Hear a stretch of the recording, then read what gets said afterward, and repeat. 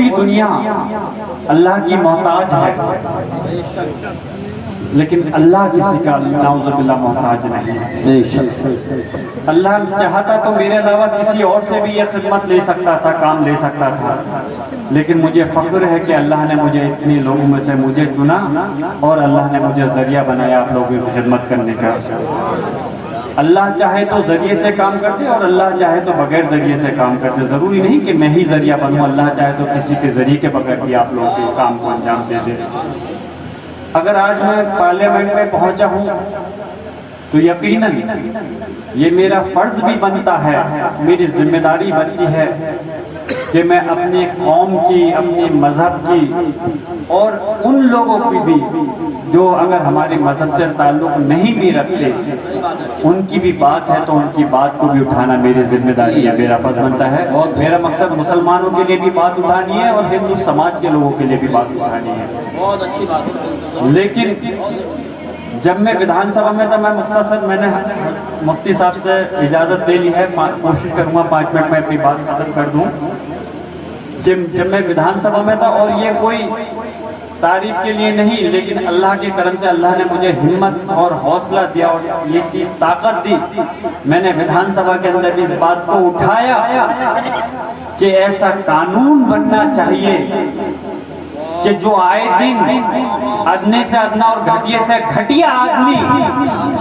ہمارے رب جو پوری کائنات کا مالک ہے اللہ کی شان میں اور ہمارے آقا حضرت محمد مصطفیٰ صلی اللہ علیہ وسلم کی شان میں جو گستاخی کرتا ہے، اس کو ایسا سبق ملنا چاہیے کہ آنے والے وقت میں کوئی ایسی ہمت نہیں کر پائے۔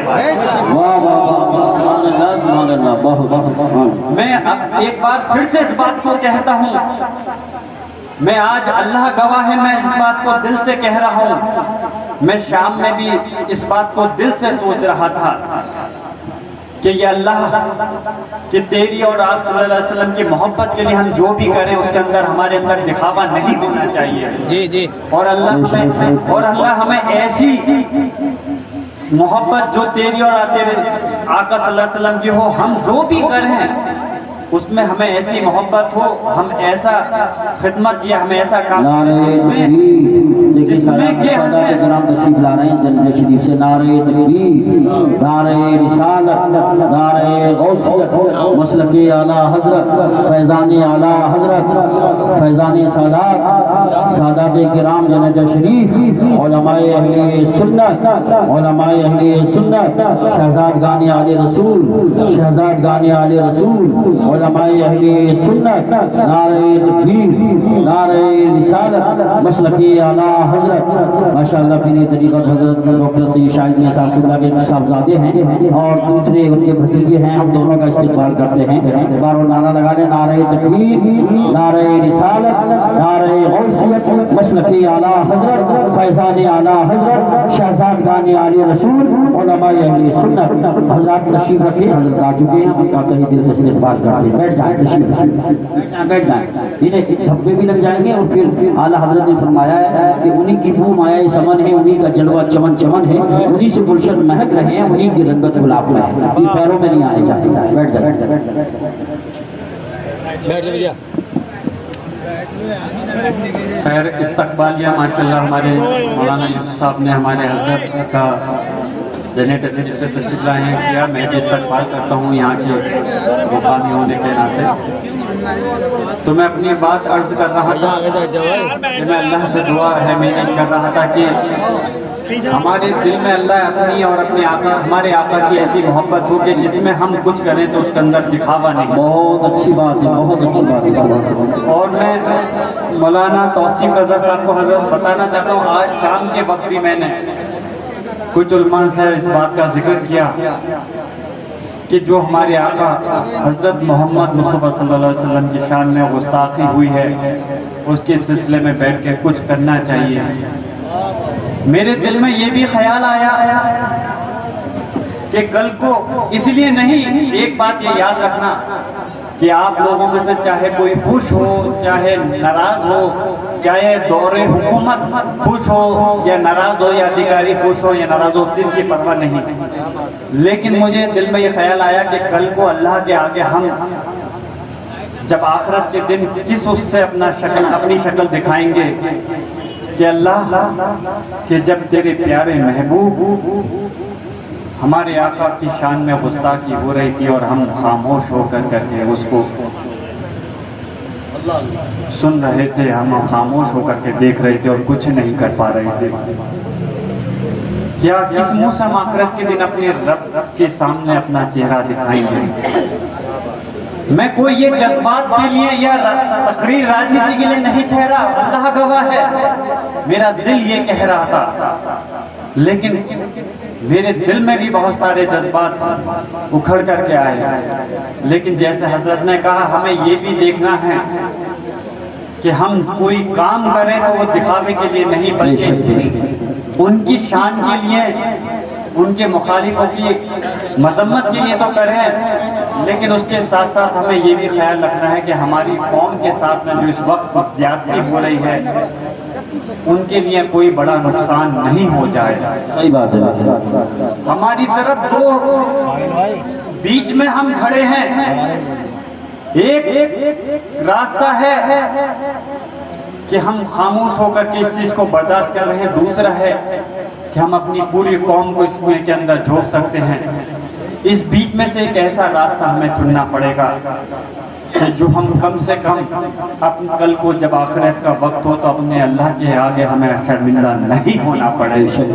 اور دوسرا چیز یہ بھی خیال رکھنا پڑے گا کہ ہماری قوم کے اوپر جو اس وقت سرکار مسلط ہے وہ اور ہمارے کچھ کام سے ایسا کوئی ذریعہ نہیں بن جائے جس سے کہ وہ اور زیادہ آفت اور پریشانی میں آ جائے۔ صحیح بات ہے۔ تو انشاءاللہ میری ضرور اس چیز پہ نظر ہے اور میں غور کر رہا ہوں کہ کیا بہتر ہم اس کے اندر کر سکتے ہیں۔ ہم سب آپ کے ساتھ ہیں انشاءاللہ آپ اٹھا کے بتاؤ، سب تائید کرو، ہم سب آپ کے ساتھ ہیں۔ بے شک میں آپ سے اس چیز کے لیے درخواست کروں گا، شاید کوئی اگر مسئلہ راجنیتک آئے گا تو میں آپ سے گڑ گڑا کر کے نہیں کہوں گا، لیکن جب میرے دین کا مسئلہ آئے گا تو میں ضرور آپ سے گڑ گڑانے کی بھی اگر ضرورت ہوگی تو اس سے پرہیز نہیں کرنے کا۔ واہ واہ، سبحان اللہ۔ میرے بزرگوں، نوجوان ساتھیوں، اور انشاءاللہ جو اس دیش کی سب سے بڑی پنچایت ہے، پردیش کی سب سے بڑی پنچایت ہے، ویدھان سبھا میں تو اپنی آقا کی شان کے لیے میں بات رکھ چکا ہوں۔ مجھے فخر ہے، خوشی ہے کہ میں ان کا غلام ہوں، اور انشاءاللہ یہ غلام اپنے آقا کا غلام یہ پارلیمنٹ کے اندر بھی انشاءاللہ تعالیٰ اس آواز کو اللہ نے چاہا تو پوری مضبوطی کے ساتھ میں رکھنے کا کام خیر، میں اپنی بات کو مختصر کرتے ہوئے، کیونکہ آج ہمارے بیچ میں بڑی بڑی ہستیاں تشریف رکھتی ہیں، اور میں جیسے پہلے کافی لمبے وقت تک رکا تھا، ابھی بھی میں آیا تھا کچھ دیر کے لیے، لیکن یہ محفل ایسی ہے، دادا محترم کا بھی ایک مزاج تھا، جب وہ دینی جلسے میں جاتے تھے تو رات بھر ہو جاتی تھی، لیکن عمر کے حساب سے بیماری کی اس کے بھی بغیر چیز کا خیال کیے ہوئے بیٹھے رہتے تھے۔ مجھے صبح وقف بورڈ کے سلسلے میں دہلی کے اندر IMCR کے دوارا ایک میٹنگ بلائی گئی ہے، اور انہوں نے بہت زیادہ کہا ہے، اس لیے مجبوراً مجھے صبح ہی فجر میں نکلنا ہے وہاں پر، نہیں تو میری خود خواہش تھی آپ کے درمیان میں آخری لمحہ تک میں رک سکوں، لیکن میں آپ سب حضرات کا تہہ دل سے اس چیز کے لیے شکریہ ادا کرتا ہوں کہ آپ نے بہت اچھی خوبصورت، صرف جلال پور کے لوگ نہیں بلکہ اور بھی جو لوگ یہاں پر تشریف لائے ہیں سب لوگ ثواب کے مستحق ہیں، اور کیا پتہ اللہ کس کی دعا سے یہ اس محفل کے صدقے میں ہمارے تمام گناہوں کو معاف کر دے، ہماری مغفرت کر دے۔ میں آپ سب لوگوں کا تہہ دل سے شکریہ ادا کرتا ہوں، اور انشاءاللہ تعالی میں اپنے جو بھی علماء کرام ہیں میں آپ کو یہ یقین دلاتا ہوں، اور اپنے سب عوام کو کہ اپنے سنبھل کی ترقی کے لیے اور اس سے پہلے اپنے مذہب اور اپنے مسلک کے لیے جو بھی میرے لیے ضرورت خدمات ہوں گی انشاءاللہ ہر وقت یہ غلام مصطفیٰ آپ کے لیے حاضر رہے گا۔ بہت بہت شکریہ، خدا حافظ۔ بس دادا جی کا وہ شعر پڑھ دیتا ہوں، حضرت نے حکم دیا تھا تو اس لیے بس ایک چھوٹا شعر پڑھ دیتا ہوں، کہا تھا تو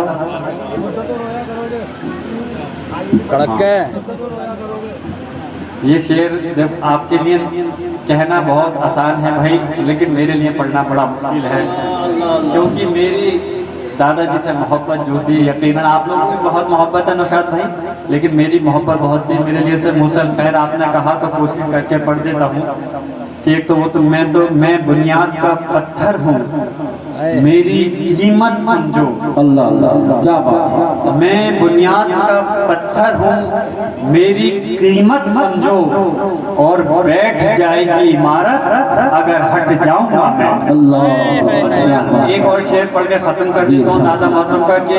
وہ برق آہن ہے، آہن کا بدن رکھتا ہے، برق آہن ہے، آہن کا بدن رکھتا ہے، یہ کوئی ریت کا ڈھیر نہیں جو بکھر جائے گا،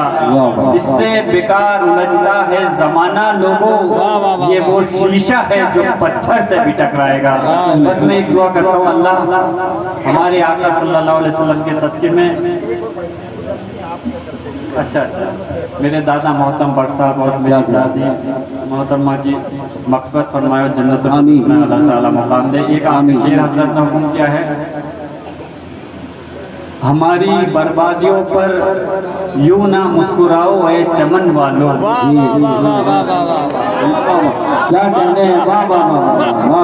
یہ دادا محترم بٹ صاحب نے پارلیمنٹ کے اندر اپنی قوم کے لیے اور بی جے پی والوں کے لیے پڑھا تھا کہ ہماری بربادیوں پر یوں نہ مسکراؤ اے چمن والوں، ایک دن تمہارے سر سے بھی گزرنی قیامت ہے۔